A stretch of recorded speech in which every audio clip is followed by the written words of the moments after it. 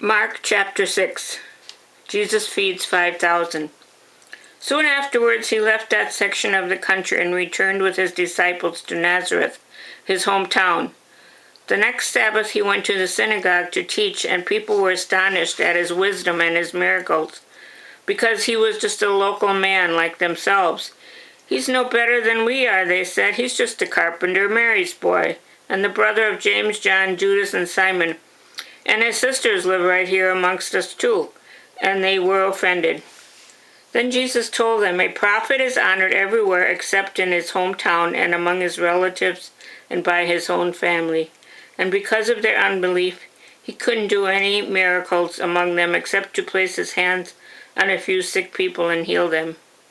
And he could hardly accept the fact that they wouldn't believe in him. Then he went out among the villages teaching. And he called his 12 disciples together and sent them out 2 by 2, with power to cast out demons. He told them to take nothing with them except their walking sticks.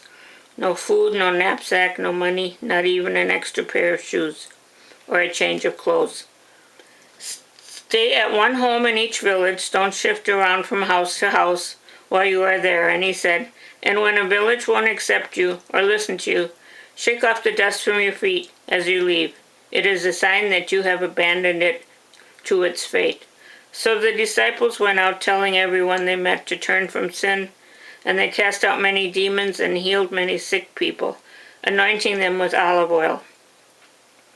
King Herod soon heard that Jesus, for his miracles, were talked about everywhere.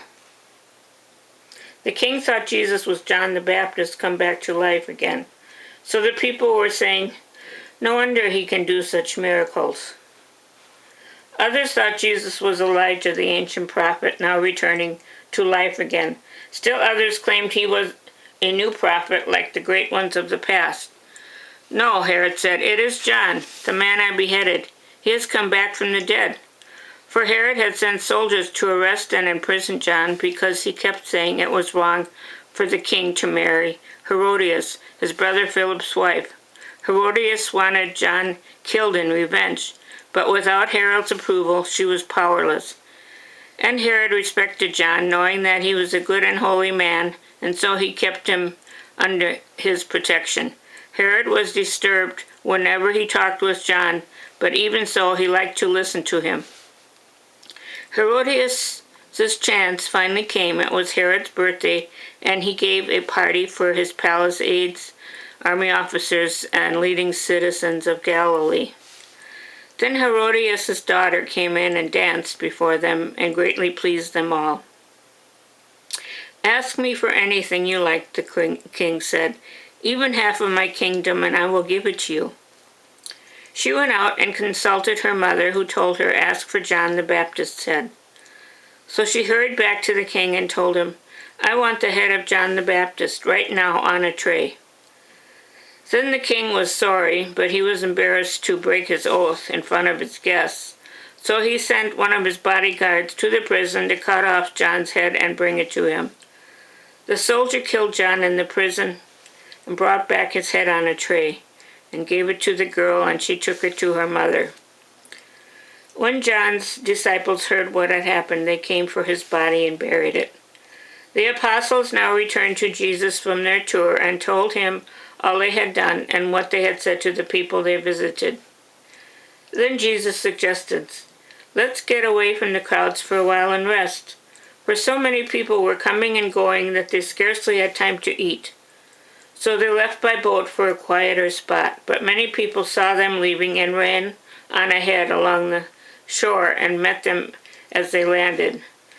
So the usual vast crowd was there as he stepped from the boat, and he had pity on them because they were like sheep without a shepherd, and he taught them many things they needed to know.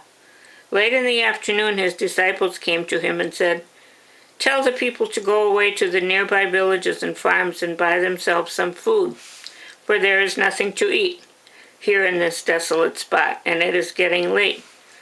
But Jesus said, "You feed them." "With what?" they asked. "It would take a fortune to buy food for all these people. How much food do we have?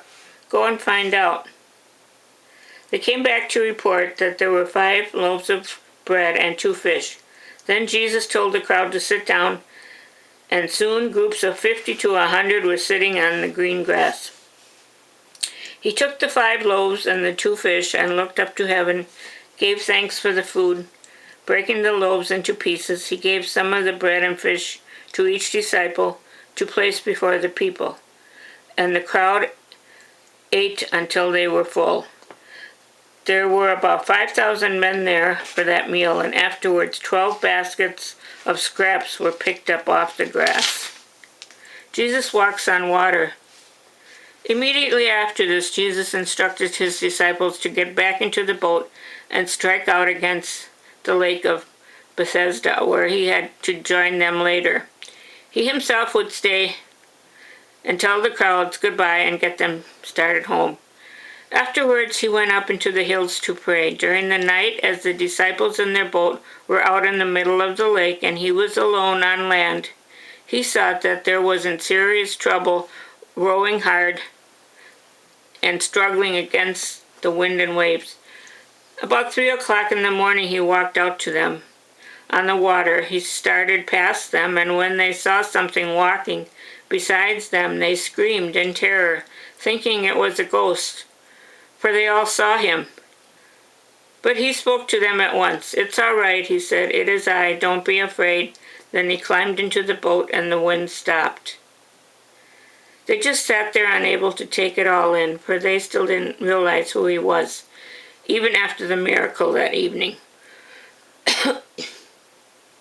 For they still didn't want to believe. When they arrived at Gennesaret on the other side of the lake, they moored the boat and climbed out. The people standing around there recognized him at once and ran throughout the whole area to spread the news of his arrival. And they began carrying sick folks to him on mats and stretchers. Wherever he went, in the villages, the cities, and on the farms, they laid the sick in the market plazas and streets and begged him to let them at least touch the fringes of his clothes. And as many as touched him were healed. Mark chapter 7, teachings about inner purity. One day some religious leaders arrived from Jerusalem to investigate him and noticed that some of his disciples failed to follow the usual Jewish rituals before eating. So when they came home from the market, they must always sprinkle themselves in this way before touching any food. This is but one of the many examples of laws and regulations they have clung to for centuries and still follow, such as their ceremony of cleansing for pots, pans, and dishes.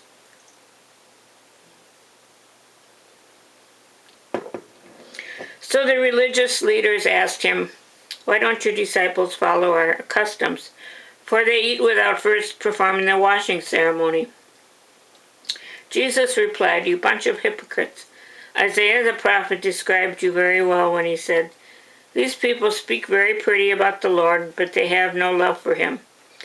Their worship is a farce, for they claim that God commands the people to obey their petty rules.'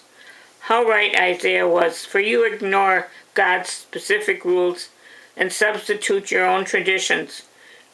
You are simply rejecting God's laws and trampling them under your feet for the sake of tradition.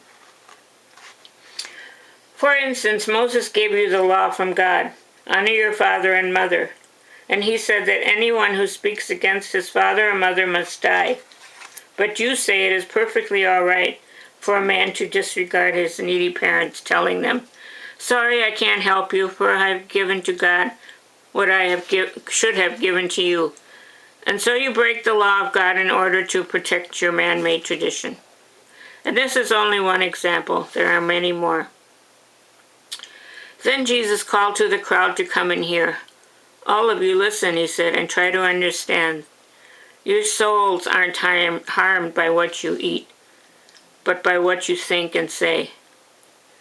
Then he went into a house to get away from the crowds, and his disciples asked him what he meant by the statement he had just made. "Don't you understand either? Can't you see that what you eat won't harm your souls? For food doesn't come in contact with your heart, but only passes through the digestive system. By saying this, he showed that every kind of food is kosher. And then he added, it is the thoughtless thought life that pollutes.